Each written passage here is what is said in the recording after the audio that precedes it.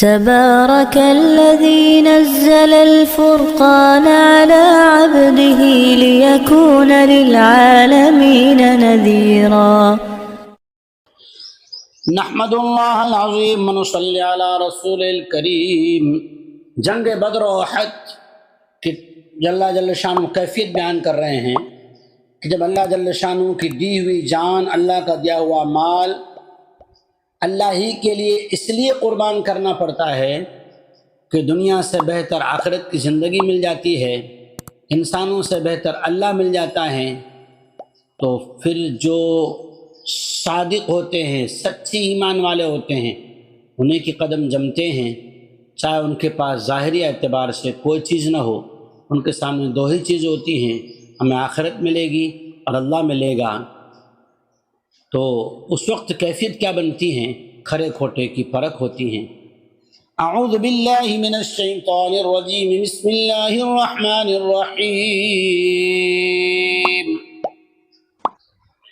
وَإِذْ غَدَوْتَ مِنْ أَهْلِكَ تُبَوِّئُ الْمُؤْمِنِينَ مَقَاعِدَ لِلْقِتَالِ وَاللَّهُ سَمِيعٌ عَلِيمٌ۔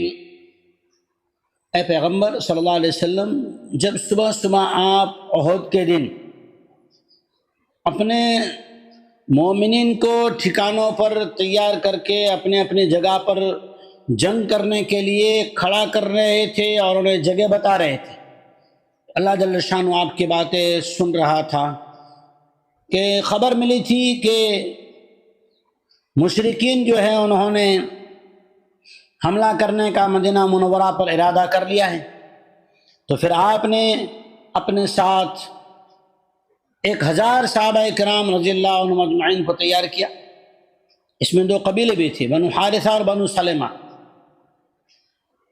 جب آپ نے بالکل تیار کر لیا اور چلنے لگے احد کی جانب، تو راستے میں عبداللہ ابن ابی کے ساتھ بھی 300 آدمی جو ساتھ میں تھے نا، وہ اندر کا منافق تھا، بلکہ سردار المنافقین تھا۔ اس نے کیا کیا؟ اذ ہمت طائفتان منکم ان تفشلا واللہ ولیہما وعلی اللہ فلیتوکل المؤمنون۔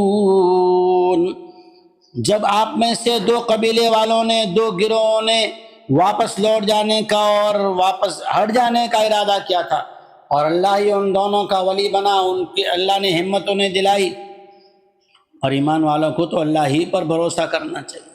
جب عبداللہ بن ابی نے یہ کہا کہ ہم نے تو یہ رائے دی تھی کہ مدینہ میں رہ کر جو ہے ان سے مقابلہ کیا جائے، آپ نے ہمارے رائے کے خلاف کیا اور احد میں چلے گئے، میدان میں باہر نکل آئے شہر سے، تو ہم جو ہیں لڑ نہیں سکتے، ہمارے گھر باہر ہیں، بیوی بچے ہیں، بس وہ 300 آدمیوں کو لے کے واپس لوٹ گیا۔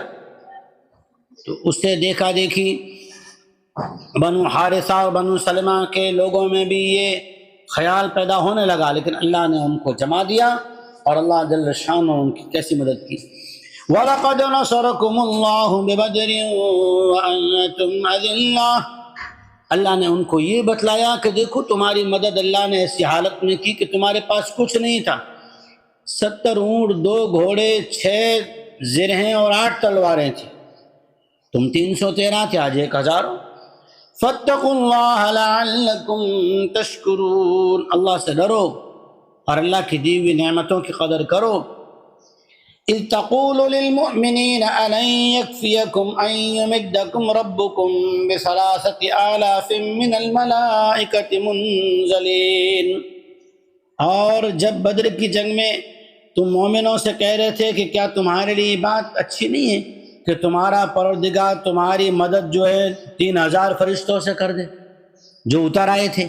حالانکہ یہ منزلین اس لیے کہا، ایک فرشتے تو وہ تھے جو ہر انسان کے ساتھ ہیں، اور ہر انسان کے ساتھ محافظ ہے فرشتے، لیکن اللہ جل شانہ نے ایمان والوں کی ثبات قدمی، وفاداری اور عشق کا ثبوت دینے کے لیے، اپنے ایمان کا ثبوت دینے کے لیے جو میدان میں بے سر و سامانے کے باوجود اتر جانا اور اللہ فلیتوکل المؤمنون کا مظاہرہ کرنا، اس پر اللہ تعالیٰ نے 3000 فرشتوں کے اتارنے کی خوشخبری سنائی۔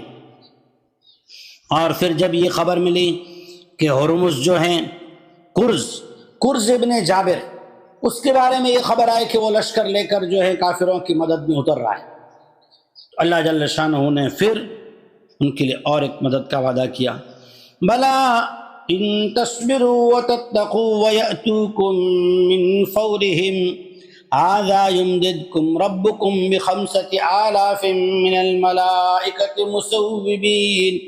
کیوں نہیں، اگر تم ثابت قدم رہو، جمے رہو اپنے ایمان پر، اللہ سے ڈرتے رہو، یعنی تتقون یعنی حد سے زیادہ گزر نہ جاؤ، حد سے زیادہ زندگی کو نہ چاہنے لگو۔ زندگی تو یہ زندگی تھوڑی، زندگی تو موت کے بعد کی زندگی ہے، یہ تو ایک عارضی ایک امتحان گاہ کے اندر امتحان دینے کے لیے جو ہے وقفہ دیا گیا ہے۔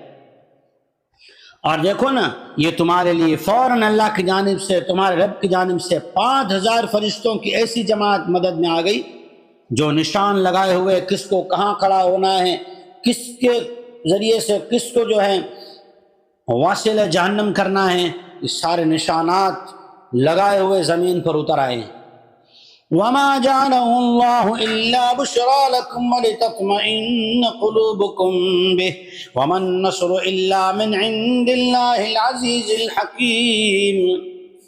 اور اللہ جل شانہ نے یہ فرشتوں کی جماعتوں کا اتارنا اس لیے کیا تاکہ تمہارے دل مطمئن ہو جائیں اور تمہیں بشارت اور خوشخبری مل جائے۔ اور فتح تو اللہ ہی کی طرف سے ہوتی ہیں، کیونکہ اللہ ہی زبردست ہیں، حکمت والا ہیں۔ حکمت والا ہیں تو ظاہر میں دکھاتا نہیں، حکمت والا ہیں تو تمہاری مدد ایسے وقت میں بھیجتا ہے کہ انسانوں کو پہلے اللہ جل شانہ نے تمہارے ایمان کو بتانے کے لیے تمہیں پہلے میدان میں اتارا۔ میدان میں جب تم اتر آئے، اپنی حیثیت کا کام تم نے کر لیا، اللہ جل شانہ نے اپنی جانب سے تمہاری مدد فرمائی۔ انسان پر یہ لازم ہے کہ جتنی حیثیت ہے، لا یکلف اللہ نفسا الا وسعها، زندگی اور اسباب ہمارے ہاتھ میں ہیں، جتنا اختیار ہے اتنے اختیار کو استعمال کرنے، پھر اللہ کی مدد ضرور آئے گی۔ لِيَقْطَعَ طَرَفًا مِّنَ الَّذِينَ كَفَرُوا أَوْ يَكْبِتَهُمْ فَيَنْقَلِبُوا خَائِبِينَ۔ اور اللہ جل شانہ نے یہ بدر و احد کا مقابلہ اس لیے کروایا تاکہ کافروں کے ایک گروہ ہیں، ایک ان کا حصہ ہیں، وہ اس طرح خائب و خاسر ہو کر، ناکام ہو کر، ذلیل ہو کر، ہار لے کر اور واپس اس طرح لوٹے کہ انہیں سبق مل جائے اور وہ اس طرح ٹوٹ جائے کہ آئندہ کسی پر ظلم کرنے کی اور کسی کو دبانے کی اور کسی کا راستہ روکنے کی ان میں ہمت باقی نہ رہے، اور لوگ امن و امان کے ساتھ اسلام میں داخل ہوں اور سکون کے ساتھ اپنی زندگیاں جی سکیں، خاندانوں میں سکون ہو، علاقوں میں سکون ہو۔ اللہ جل شانہ نے یہ امداد اس لیے نازل فرمائی تاکہ دنیا سے وہ ظالم و جابر ان کا سر جھک جائے یا کٹ جائے، جو غریب انسانوں کو مظلوم انسانوں کو پریشان کر رہے تھے، زمین میں فساد کر رہے تھے، دنیا میں سکون سے رہنے والوں کو بے چین کر رکھا تھا۔ اللہ جل شانہ نے ان کا صفایا کروایا۔ اللہ جل شانہ ہمیں آخرت کا یقین نصیب فرمائے، آخرت کی طلب نصیب فرمائے، آخرت کی فکر نصیب فرمائے۔ اللہ جل شانہ کے ذات عالی کی دی ہوئی جان مال اللہ ہی کو راضی کرنے کے لیے کھپانے کی توفیق عطا فرمائے۔ وآخر دعوانا ان الحمد للہ رب العالمین۔